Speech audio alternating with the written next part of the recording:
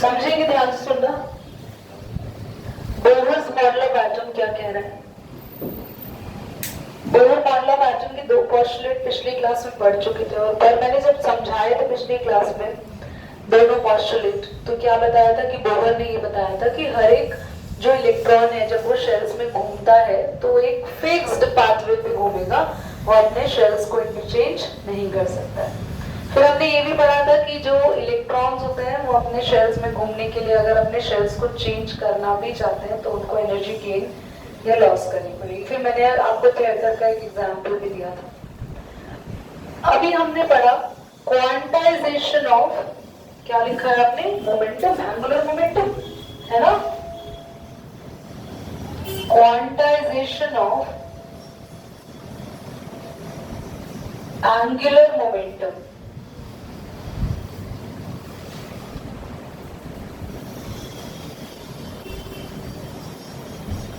Class हमने ये पढ़ा कि अगर इलेक्ट्रॉन किसी भी न्यूक्लियस के चारों तरफ घूमता है तो कौन डिसाइड कर रहा है कि कैसे शेल्स बनेंगे, या उसको शेल बनना भी है नहीं बनना? रास्ता ही तो है, एक शेल, एक इमेजिनरी बाउंड्री तो है। एक एटम के आसपास जो शेल्स हैं वो शेल क्या कॉन्क्रीट है या इमेजिनरी है ना? पर वो इमेजिनरी पाथवे जो है कि वो राइट है या नहीं, वो कैसे पता चलेगा साइंटिस्ट को कि हाँ इलेक्ट्रॉन उसी जगह घूमेगा? तो उन्होंने ये बताया था कि जिस भी किसी शेल का एंगुलर मोमेंटम NH/2π, ये लिखवाया ना, H/4π 2π, हाँ NH/2π। मतलब पहली बात तो मोमेंटम क्या होता है? मोमेंटम होता है एक्चुअल में एक रियल फोर्स। मैंने आपको बताया था 9th में हमने पढ़ा था कि एक बॉल क्रिकेटर मारता है तो उस बॉल से लग कैसे जाती है इतनी तेज, क्योंकि बॉल एक तो उसका हैवी होती है क्रिकेट की बॉल, और ऊपर से बहुत स्पीड से फेंक रहे हैं तो उसका क्या हो जाता है? मोमेंटम बढ़ जाता है। कराटे प्लेयर्स टाइल्स को कट कैसे कर रहे थे तब भी हमने पढ़ा था मोमेंटम बहुत ज्यादा स्ट्रॉन्ग होता है उसका, क्योंकि हाथ हैवी होता है, बहुत स्पीड से उसको मारता है। ऐसे ही हर एक जो पाथवे है, जो सबशेल है, जो ऑर्बिट है, उसके अपनी फिक्स्ड मोमेंटम होती है उसके पास। और वो मोमेंटम को एंगुलर क्यों कह रहे हैं? क्योंकि हम सर्कुलर पाथ की बात करें तो सर्कल के मोमेंटम को एंगुलर मोमेंटम के नाम से जानते हैं। और बच्चों एंगुलर मोमेंटम को आप आगे जाके हायर क्लासेस में, इवन दो फिजिक्स में और डिटेल में भी पढ़ने वाले हो, तो सर्कुलर पाथवे के मोमेंटम को बोलते हैं एंगुलर मोमेंटम। और हर एक शेल, हर एक ऑर्बिट का ये फोर्स या मोमेंटम फिक्स्ड होता है, और वो फिक्स्ड मोमेंटम ही डिसाइड करता है कि हाँ उधर इलेक्ट्रॉन्स घूमेंगे। और वो फिक्स्ड मोमेंटम NH/2π के कॉरेस्पॉन्ड में होता है, यानी H/2π का n यानी कि आपका इसका मल्टीपल रहता है 1H/2π, 2H/2π, 4H/2π, 5H/2π, 6H/2π। तो hence tends to be the integral, any integral of mathematics। ना समझ में आया? अगला पॉइंट क्या था कि वही सेम इलेक्ट्रॉन हमेशा अपनी शेल में घूमेगा, और अगर वो मतलब जंप करता है अबव पे या लोअर पे तो उसको एनर्जी गेन या लॉस करनी पड़ेगी। ये सेम रिपीटेड पॉइंट था।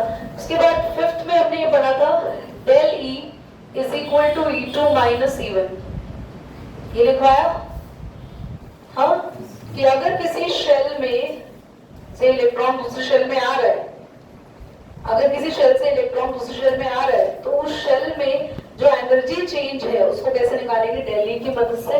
दोनों शेल की एनर्जीज हमें पता होंगी, उनको माइनस कर देंगे तो हमें पता चल जाएगा चेंज इन एनर्जी। कुछ भी काम का नहीं पड़ा है, बस वही चीजें रिपीटेड ही हमने अब तक पढ़ी। क्या यहाँ तक क्लियर हुआ? पॉज करो आस्था, एक बार आगे बढ़ते हैं हम लोग। हाथ आ जाएगा।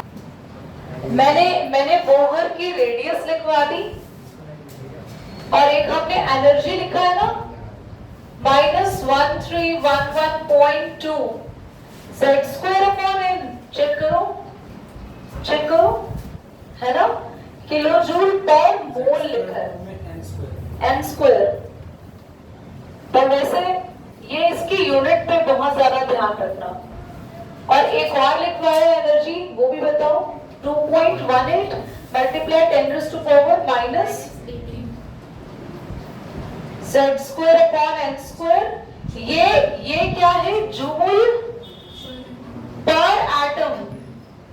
याद रखना ये किलो जूल पर मोल में है, ये जूल पर एटम में है।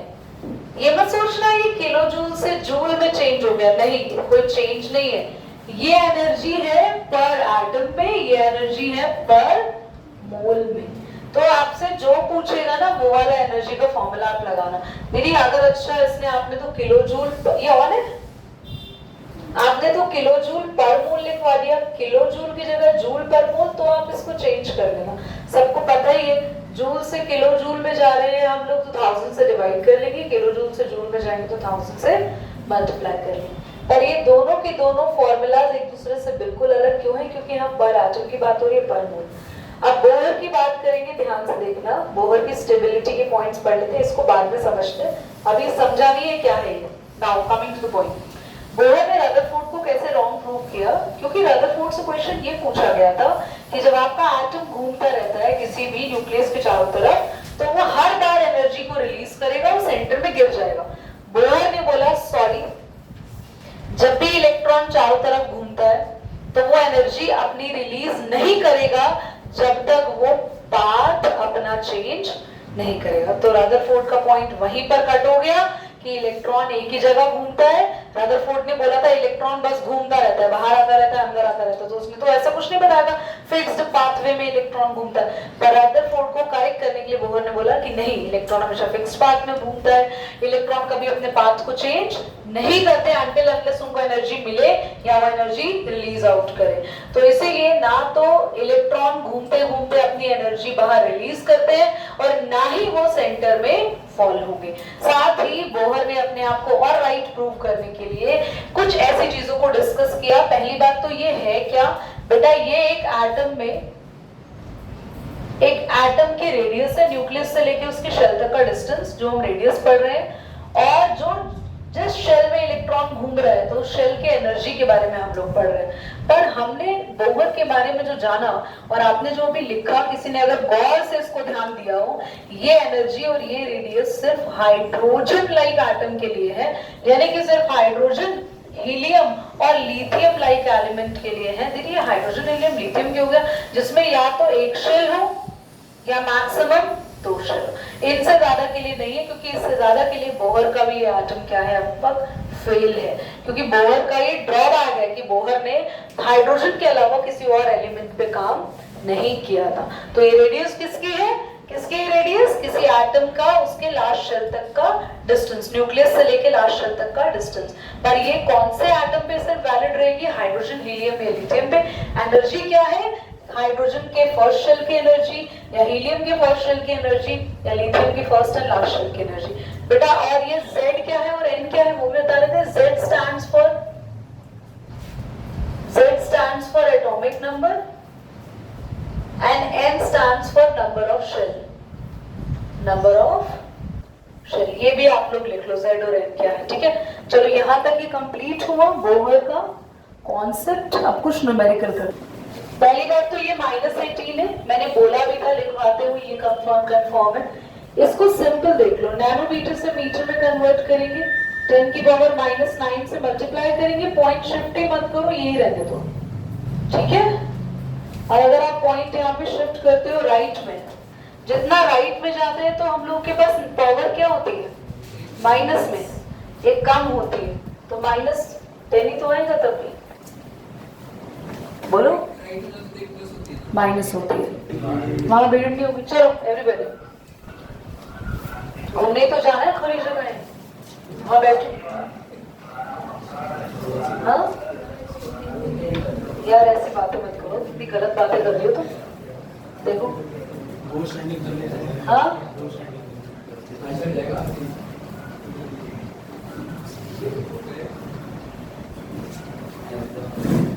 चलो बच्चों, तुम्हारे को मैंने बहुत आसान क्वेश्चन दिया है। हाइड्रोजन एटम है, जल्दी पढ़ो। हाइड्रोजन एटम है, तुम्हें 5th ऑर्बिट की बात कर रहा है क्वेश्चन। हमें फर्स्ट पार्ट में एनर्जी निकालनी है, पर एनर्जी का फॉर्मूला देखो इसने खुद दे दिया, 2.17 इंटू 10 की पावर -18 जूल पर। दीदी आपने तो 2.18 लिखवाया बेटा, 2.18 ही होता है, पर क्वेश्चन ने मॉडिफाई अपने आप से कर रखा है, तो वैल्यू आपको यही लेनी है। इसमें यही ट्विस्ट है कि आपको ये वाली वैल्यू नहीं लेनी। अपॉन में क्या होता है अपना, जल्दी बोलो। बस अब n की वैल्यू पुट करोगे, कितनी है n की वैल्यू 5, क्योंकि फिफ्थ ऑर्बिट की बात हो रही है। सॉल्व कर लेंगे। 25 4s are 100, 25 8s are something आएगा, ठीक है। अब आगे देखो जल्दी से। सर सेकंड पार्ट में आपको निकालना है रेडियस, आपकी चॉइस है भाई कौन सा भी फॉर्मूला यूज करो। हम रेडियस यूज कर रहे हैं फिफ्थ ऑर्बिट के लिए 5.29 52.9 है लास्ट में। पिको मीटर में निकाल रहे हो तो मीटर में निकालो, छोड़ो। 0.529 मल्टीप्लाई 10 की पावर -9 अपॉन में z को तो लिख ही नहीं रही क्योंकि यहाँ पे एटॉमिक नंबर 1 ही है, हाइड्रोजन लाइक एटम है, और 5 का स्क्वायर। तो क्या कर लेंगे इसको, 5 का स्क्वायर 25 को इससे मल्टीप्लाई करके आंसर लिख देंगे। तो बहुत ही स्ट्रेट फॉरवर्ड सा क्वेश्चन है, कुछ इसमें डिफिकल्ट था नहीं, बस फॉर्मूला अलग होना चाहिए। अच्छा देखिए सभी बच्चे सुनेंगे बोहर्स मॉडल ऑफ एटम के ड्रॉबैक। सबसे पहला ड्रॉबैक था कि बोहर ने ना सिर्फ हाइड्रोजन और हाइड्रोजन लाइक एटम्स को डिस्कस किया, उसने बाकी एटम्स को डिस्कस करने का सोचा ही नहीं। तो जब उसने बाकी एटम्स को डिस्कस नहीं किया तो उनकी एनर्जी, उनकी रेडियस, इसके बारे में बात ही अब तक नहीं हुई है। साथ ही आप सब बच्चों को हाइड्रोजन स्पेक्ट्रम याद है। हाइड्रोजन स्पेक्ट्रम क्या था कि डिस्चार्ज ट्यूब है, डिस्चार्ज ट्यूब में कौन सी गैस फिल करी गई है और उसको किससे कनेक्ट कर दिया गया है, हायर वोल्टेज से। इससे बहुत सारी रेडिएशंस निकलेंगी और उसको रेडिएशंस को जब हम प्रिज्म से पास करेंगे तो नंबर ऑफ हमें मिलेंगी यहाँ लाइंस। हमें कैसा स्पेक्ट्रम मिलता है, लाइन स्पेक्ट्रम। कुछ लाइंस को ऑब्जर्व किया लाइमन साइंटिस्ट ने, कुछ को बाल्मर, पास्चर याद है ना, फिर ब्रैकेट और पीफर्ड, 5 साइंटिस्ट आए थे। पता इसी हाइड्रोजन स्पेक्ट्रम को ज़ीमन नाम के साइंटिस्ट ने उठाया और पूरे के पूरे सेटअप को किया मैग्नेटिक फील्ड में, नॉर्थ पोल और साउथ पोल लगा दिया यहाँ पे, और उसके बाद ये स्पेक्ट्रल लाइन डिस्टर्ब हो गई। लैमन बाल्मर पास्चर ब्रैकेट पीफर्ड की जो सीरीज थी वो डिस्टर्ब हो गई, और यहीं पर मैग्नेटिक फील्ड में इनकी डिस्टर्बेंस से क्वेश्चन उठा के पूछा गया बोहर से कि भाई साहब आपने क्यों नहीं बताया कि मैग्नेटिक फील्ड के अंदर ये वही रेडिएशन ऐसी सेम बाहर रिलीज नहीं होंगी और स्पेक्ट्रम आपका डिस्टर्ब हो जाएगा।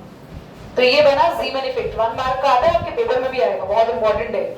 ऐसे ही एक और साइंटिस्ट आ गया, अच्छा तूने मैग्नेटिक फील्ड पूछी, मैं इलेक्ट्रिक फील्ड लगा दूंगा। उसने एक तरफ पॉजिटिव इलेक्ट्रॉन लगा दिया, एक तरफ नेगेटिव इलेक्ट्रॉन लगा दिया, बीच में हाइड्रोजन स्पेक्ट्रम को परफॉर्म किया। फिर से ये लाइन स्पेक्ट्रम क्या हो गया, डिस्टर्ब हो गया, और फिर बोहर पे क्वेश्चन उठाया गया कि आपने क्यों नहीं बताया था कि इलेक्ट्रिक फील्ड भी इस पर इफेक्ट डालती है, और स्टार्क इफेक्ट आ गई। तो बोहर के ये सारे क्या थे, ड्रॉबैक। समझ में आया। बोहर के ड्रॉबैक के बाद हम आगे मूव करते हैं और हमारा नेक्स्ट टॉपिक रहेगा, हेडिंग डालो, modern concept of structure of atom, quantum mechanical model. Modern concept of structure of atom, quantum mechanical model.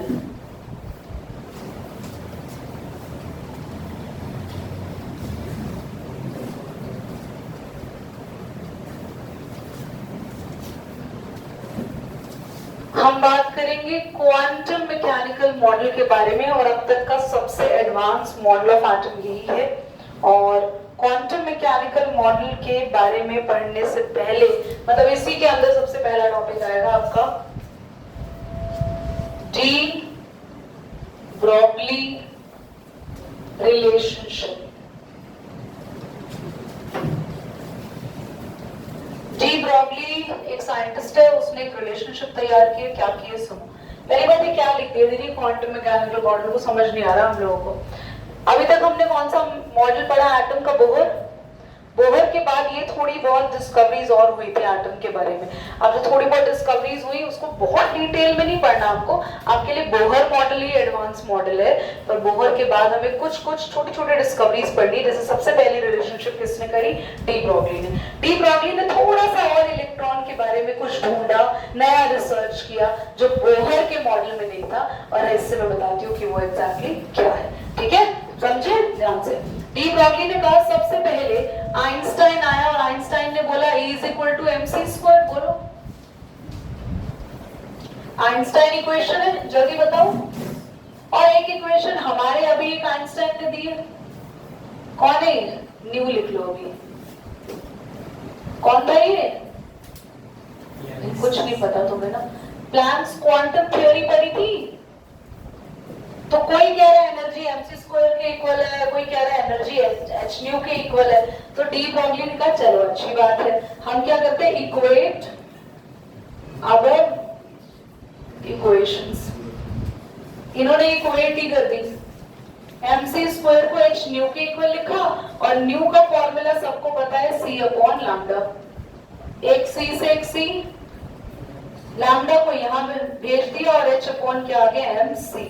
अब यहां से एक रिलेशन उसने बताई, क्या रिलेशन बताई जरा बहुत ध्यान से सुनना। Lambda is equal to h upon mc, de Broglie relationship है।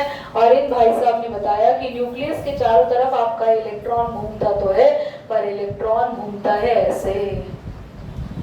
समझ में आ रहा है? यानी इलेक्ट्रॉन किस नेचर में घूम रहा है? वेव नेचर में घूम रहा है। और एक बात बताई कि अगर आप मारकर उठा के किसी को मारोगे या क्रिकेट की बॉल मारोगे तो वो भी वेव की फॉर्म में जाती है।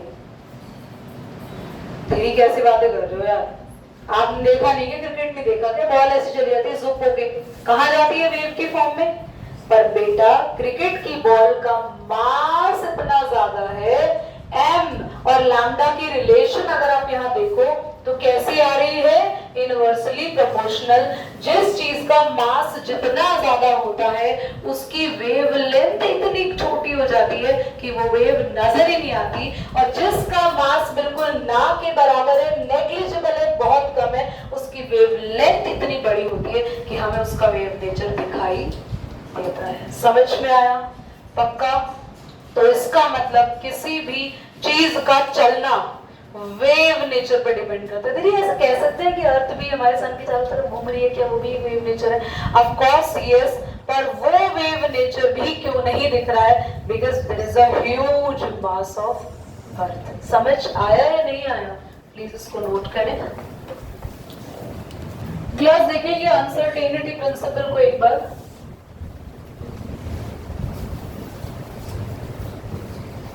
क्या कह रहे हैं?